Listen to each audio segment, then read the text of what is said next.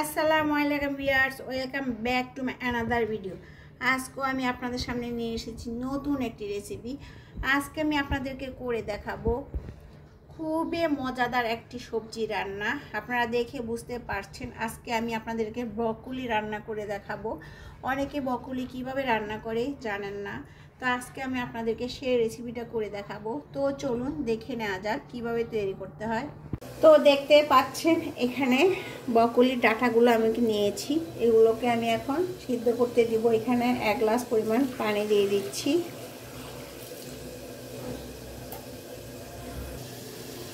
তো দিয়ে দিচ্ছি সাথে স্বাদ মতো লবণ দিয়ে দিচ্ছি, দিয়ে এখন এগুলোকে আমি সিদ্ধ করে নিব। দেখতে পাচ্ছেন আমার ডাঁটাগুলো সিদ্ধ হয়ে গিয়েছে, এখন আমি নামিয়ে ফেলবো। তো চুলায় একটি তেলা কড়াই বসিয়ে দিয়েছি। এখন এর মাঝে দিয়ে দিচ্ছি 3 টেবিল চামচ পরিমাণ সয়াবিন তেল। তেলটা হালকা গরম হওয়ার পরে এর মাঝে দিয়ে দিচ্ছি 3 টেবিল চামচ পরিমাণ পেঁয়াজ কুচি আছে, 1 টেবিল চামচ পরিমাণ রসুন কুচি আছে, সবগুলো দিয়ে দিচ্ছি। এগুলোকে আমি একটু হালকা ভেজে নিব, একটু গোল্ডেন কালার করে নিব। তো দেখতে পাচ্ছেন আমার পেঁয়াজগুলো হালকা গোল্ডেন কালার হয়ে গিয়েছে। এখন এর মাঝে দিয়ে দিচ্ছি 1 চা চামচ পরিমাণ লাল মরিচের গুঁড়া, 1 চা চামচ পরিমাণ হলুদের গুঁড়া, স্বাদ মতো লবণ দিয়ে দিচ্ছি। লবণটা বুঝে শুনে দিবেন।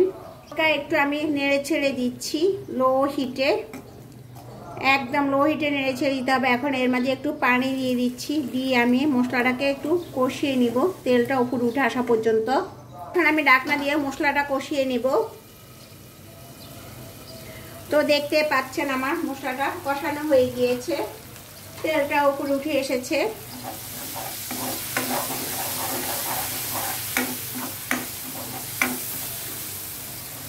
এখন এর মাঝে দিয়ে দিচ্ছি চিংড়ি মাছ। এখানে আমি চিংড়ি মাছ নিয়েছি, এগুলো দিয়ে দিচ্ছি। এটা দিয়ে দিচ্ছি আবারও। আমরা কয়েকবার নেড়ে ছেড়ে দিব। তো দেখতে পাচ্ছেন আমি মশলাটা কষানো হয়ে গেছে, এখানে পানি দিয়ে দিয়েছি। তো এখানে আমি 1.5 গ্লাস পরিমাণ পানি দিয়েছি। আমি ঢাকনা দিয়ে দিব বলক আসা পর্যন্ত। তো দেখতে পাচ্ছেন ঝোলটা আমার বলক এসে গিয়েছে। এখন আমি এর মাঝে দিয়ে দিচ্ছি, এখানে নিয়েছি মাঝারি সাইজের 2টা আলু নিয়েছি, পাতলা পাতলা করে কেটে নিয়েছি। আর এখানে দিয়ে দিচ্ছি ব্রকলি, এটা হচ্ছে মাঝারি সাইজের একটা ব্রকলি নিয়েছি। এখন কেটে আমি ধুয়ে নিয়েছি। এখন আমি সবগুলো এটার সাথে দিয়ে দিচ্ছি। এখন একটু নেড়ে ছেড়ে দিব। এই ব্রকলি রান্নাটা খেতে ভীষণ মজার। আপনারা যদি এরকমভাবে আমার মতো এভাবে রান্না করে খান তাহলে ভীষণ মজা লাগবে খেতে। এটা খুবই টেস্টি খাবার, হেলদি একটা সবজি। এইখানে যে ঝোলটা দিয়েছি এই ঝোলে আমার রান্নাটা অলমোস্ট হয়ে যাবে, আমি আর কোনো ঝোল দিব না।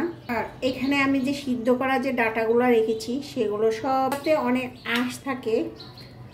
এই ডাঁটাটা অনেকে ফেলে দেন, আপনার ফেলে দিবেন না। ডাঁটাগুলো এইভাবে আপনারা যদি দিয়ে রান্না করে খান, এটা আপনার যে কোষ্ঠকাঠিন্য যারা আছে এটা তাদের জন্য অনেক উপকার। আমাদের হজম শক্তি করতে এই ডাঁটার যে আঁশগুলো আছে এগুলো অনেক আমাদেরকে হেল্প করে।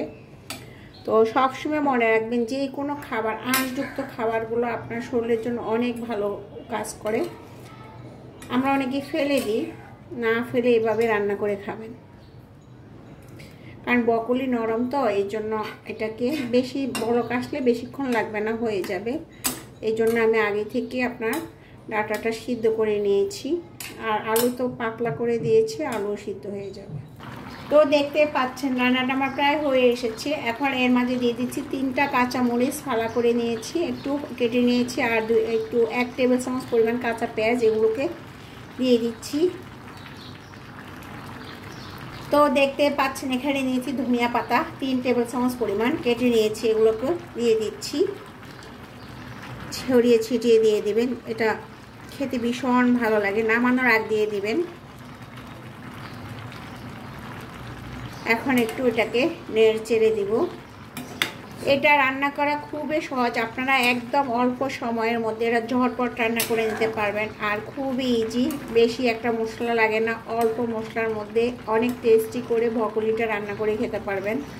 তো দেখতে পাচ্ছেন আমি খুব সহজে আপনাদেরকে ব্রোকলি রান্না করে দেখিয়েছি চিংড়ি মাছ দিয়ে। এটা খুব সহজে আপনারা বাসায় রান্না করে খেতে পারবেন এই সবজিটা। এটা খেতে ভীষণ মজার।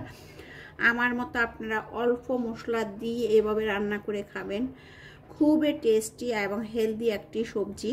তো আশা করছি আজকের এই রেসিপিটি আপনাদের কাছে ভালো লেগেছে। যদি ভালো লেগে থাকে তাহলে আমার চ্যানেলটি সাবস্ক্রাইব করে আমার পাশে থাকবেন। আর যারা এখনও আমার চ্যানেলটি সাবস্ক্রাইব করেন তারা দ্রুত আমার চ্যানেলটি সাবস্ক্রাইব করে অল বাটনে ক্লিক করে নেবেন। যখনই আমি নতুন নতুন রেসিপি ছাড়বো আপনাদের কাছে চলে যাবে নোটিফিকেশন। তো আজকের জন্য এটুকু থাকুক। সবাইকে আল্লাহ হাফেজ।